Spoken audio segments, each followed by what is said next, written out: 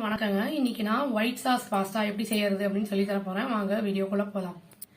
ஒரு medium size வெங்காயத்தை cut பண்ணி வச்சிருக்கேங்க. அப்புறம் ஒரு சின்ன சில்லி கிரீன் சில்லியை கட் பண்ணி வச்சிருக்கேன். ஒரு 2-3 பல்லு பூண்டை ஃபைனா சாப் பண்ணி வச்சிருக்கேன். மிளகை 1-2மா பொடிச்சு அதை கொஞ்சம் ஒரு 1/2 டீஸ்பூன் அளவுக்கு எடுத்து வச்சிருக்கேன்.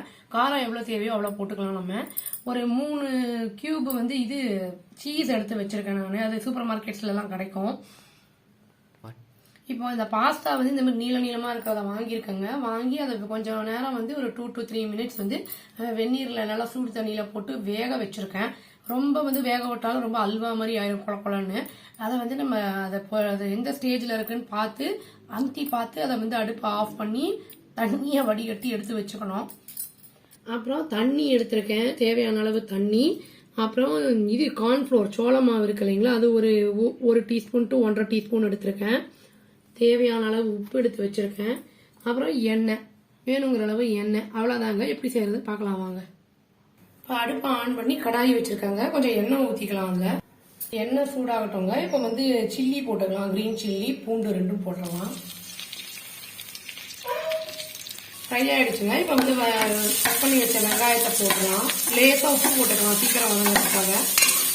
இப்போ வதங்கிடுச்சுங்க. கொஞ்சோண்டு பால் ஊற்றிக்கலாம். இதுல டேஸ்ட் என்ஹான்ஸ் பண்ணுவது. இப்போ கார்ன்ஃப்ளவரை தண்ணியில கரைச்சி ஊற்றி ரெடி பண்ணி வச்சிருக்காங்க. திக்காயிடும், அதனால கொஞ்சம் தண்ணியா தான் நான் வச்சிருக்கேன். போட போட கெட்டி ஆயிடும். இப்போ கொஞ்சம் அது கொதிச்சு திக்காயிடுச்சுங்க. இப்போ இந்த ஸ்டேஜ்ல பாஸ்தாவை போட்டுக்கலாம். இப்போ சீஸை போட்டுடலாங்க. அது இப்போ தேவையான அளவு உப்பு போட்டுக்கலாங்க.